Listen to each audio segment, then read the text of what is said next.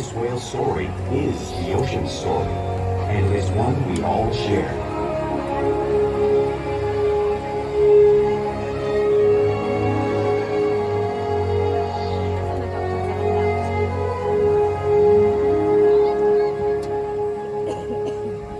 Welcome to Seaworld's Orca Encounter. My name is Ella, and I am so honored to introduce you to this intriguing and majestic animal.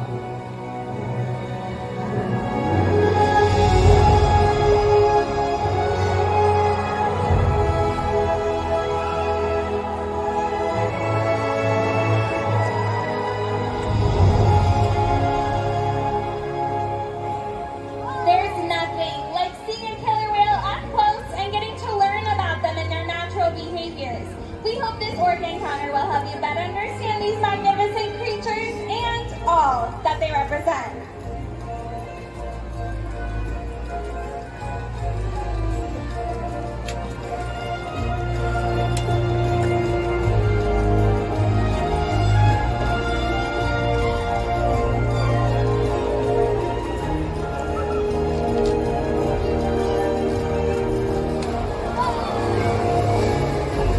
That's like a way bigger splash.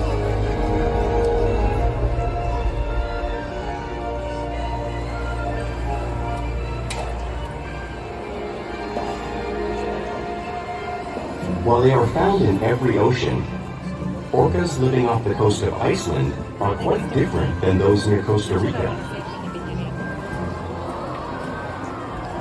In fact, there are at least 10 types or ecotypes of killer whales.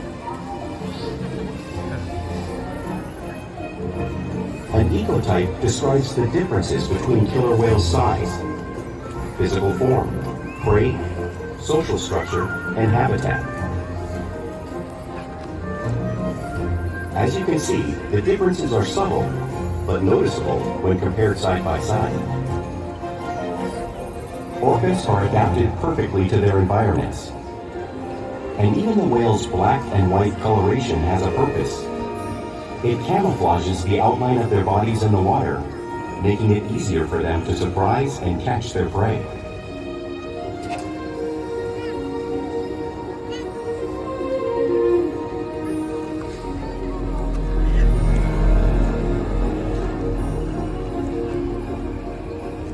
When viewed from above, the black of the whale blends in with the dark depths of the ocean.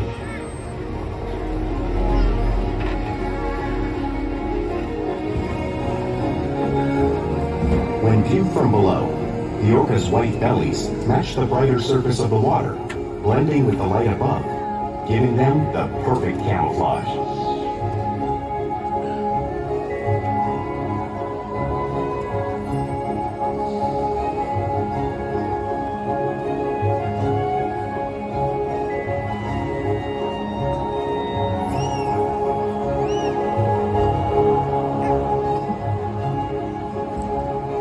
Killer whales really are a natural wonder. And Porky and I Ica here are going to help me show you some of their physical characteristics.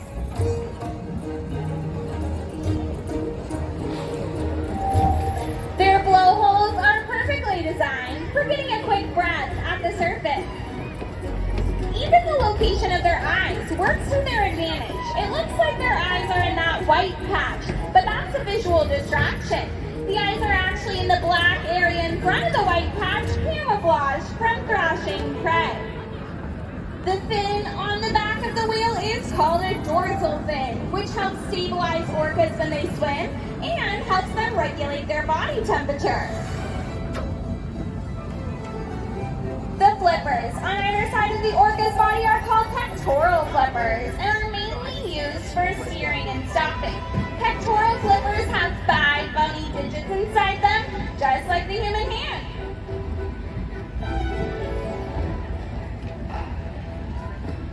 And the lobes on either side of the tail are called flukes. The tail fluke is the killer whale's engine, propelling them close to 30 miles per hour, as fast as our speedboats. But they swim the fastest and use the most power when propelling their nearly 10,000-pound bodies all the way up and out of the water.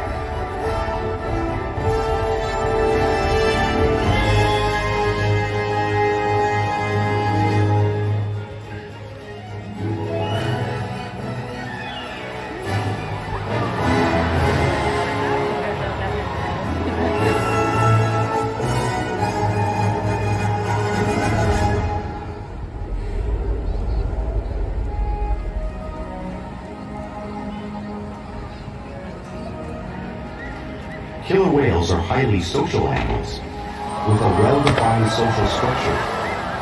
An orca pod is always led by a female.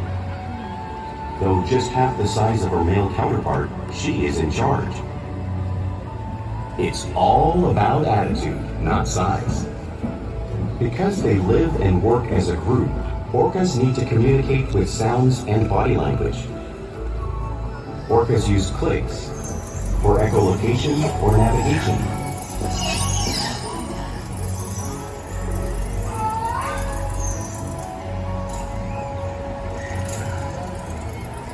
Whistles to socialize in the pod. And calls for group coordination and hunting.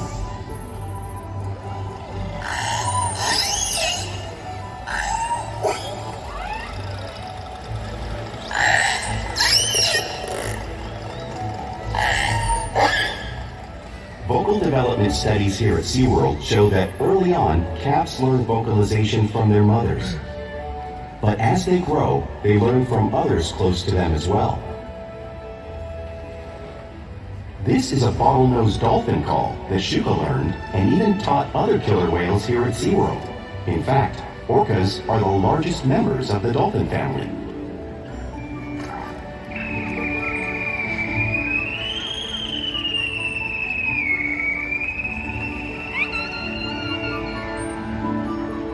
Whales here and in the wild use vocalization to communicate all the time. Like all animals, killer whales use body language as a part of their communication. Pectoral slaps can be used to show dominance or to get attention. For example, a mother may use a pec slap to get her calf's attention.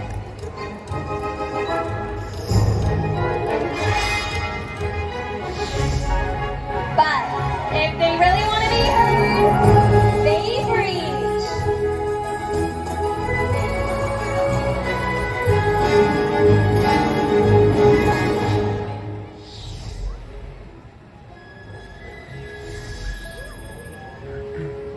Spy hopping is how killer whales coordinate and get a better view of their surroundings when they hunt.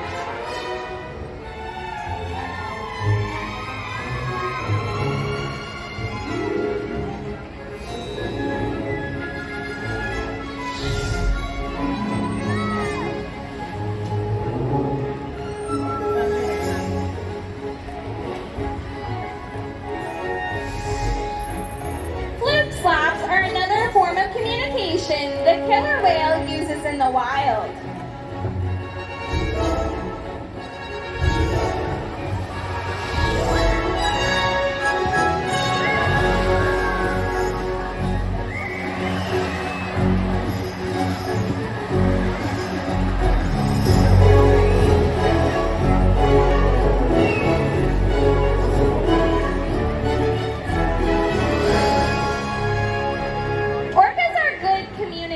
So it's no surprise they're at the top of the ocean's food chain.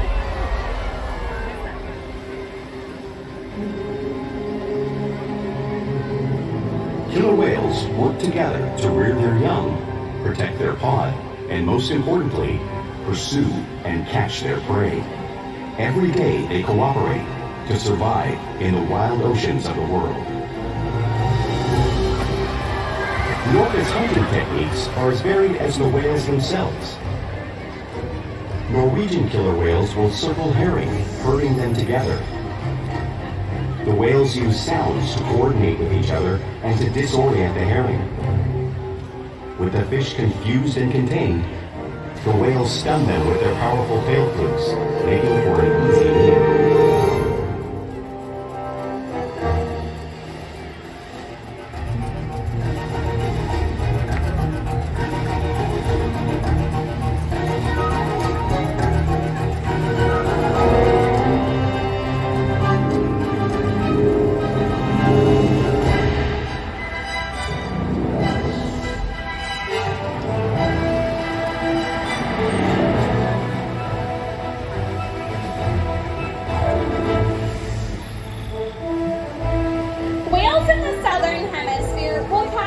Sea lions by pulling them right off the beach.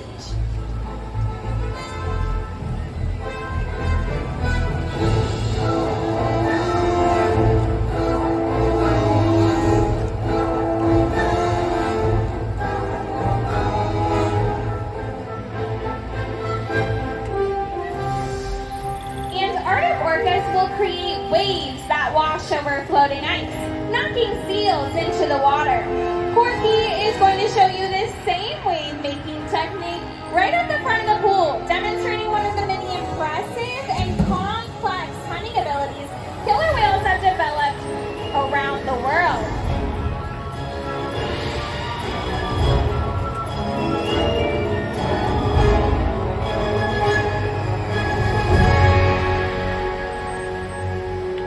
Now, we all may have just seen these waves crashing in front of us, but you can't really imagine the amount of water that's displaced until you experience it firsthand. Luckily for all of you guys, we have some guests that have volunteered to feel the power of these waves made by the whales. Come on out, guys. Can we give them some encouragement? All right, go ahead. Set it down here, and if you want to stand up and You watch guys are going to make great seals. All right, hold on tight. And here comes. All right, here comes Orca.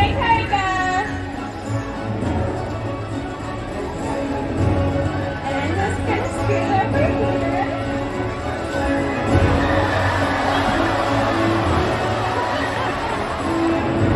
Great job, you guys. You made very good seals. Very good job.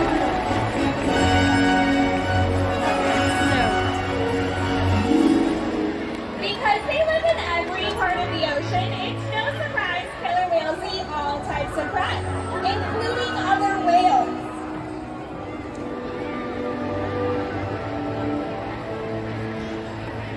The blue whale on screen is the largest animal on Earth. It is 5 times longer and 50 times heavier than a killer whale.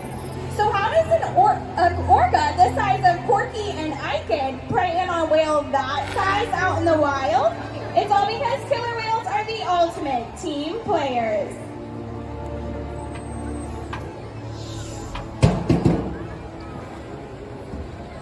In this example, we see the larger male orcas surround the sperm whale, forming a perimeter, while the females continue to drive the whale forward until it reaches exhaustion. The calves then move in to join the adults in the group. Whatever their prey, killer whales always cooperate and hunt together, making them a highly successful predator.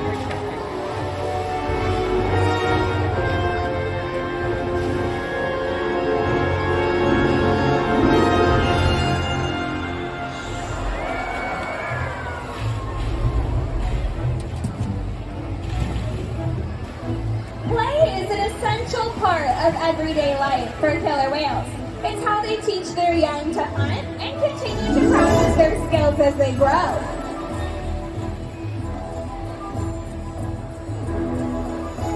Orcas spend lots of time interacting and showing off their playful sides in the wild and here at Seaworld.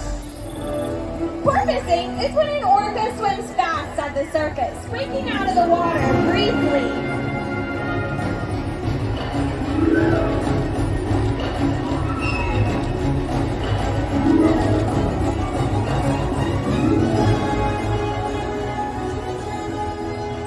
You'll see them doing this when catching a ride in the wake of a boat or when surfing in a wave.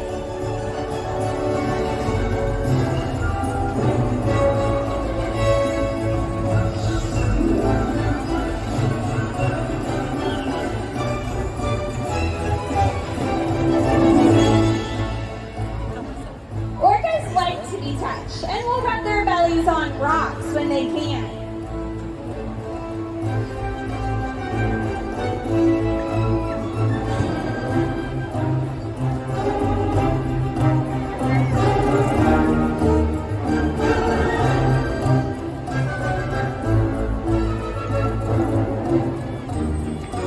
Corky is doing this here, just like killer whales in British Columbia.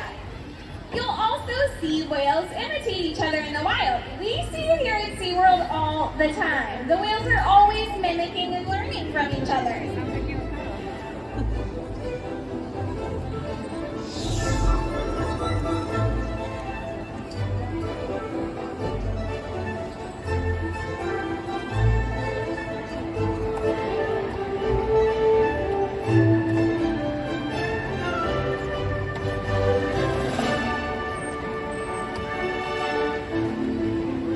playful behavior has a purpose. A tail whip is used in hunting to stun fish, but today these orcas might just be stunning all year.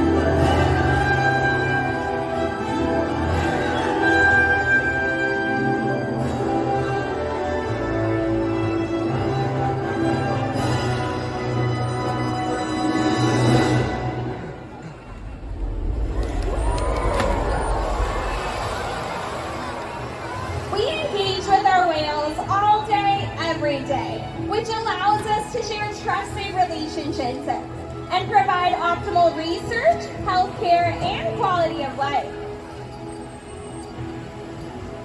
The orcas here play an active role in their own health and well-being.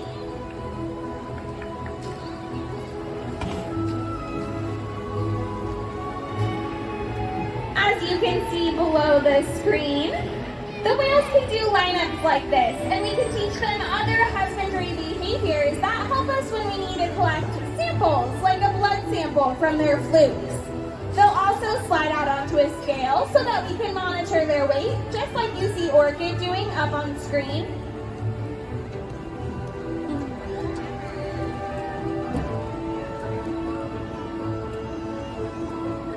They'll even let us take a breath sample from their blowhole because of the relationships we have built day after day here at Seaworld. And now, if you all would join me in welcoming up a very special whale, this is Corky. Corky is our oldest killer whale here at Seaworld San Diego. She is 57 years old. And she lives here with 7 other whales who together have inspired millions of people, hopefully including all of you, to want to care and conserve her wild counterparts and the oceans that we all share. We encourage these whales every day to learn new things, to engage and stimulate their minds. Diet, exercise, and of course play help keep these whales in great shape. The whales here at SeaWorld have helped killer whales in the wild by participating in many research studies. One ongoing study monitors the whale's heart rate and breathing to understand how marine noise pollution from ship engines and other sources affect wild populations. In another study, scientists from NOAA, the National Oceanic and Atmospheric Administration, took measurements of the killer whales living here, including pregnant whales. By comparing these measurements with drone footage of killer whales in the wild, scientists are able to monitor the wild population's nutritional and reproductive states. Other research has been done here at SeaWorld on the mother whale's milk composition. This research will help create an effective model to understand how toxins in the ocean impact wild killer whales and their milk supply.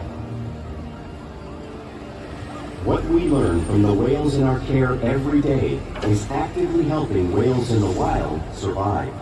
And just by being here today, you've supported our rescue, research, and conservation efforts all around the world.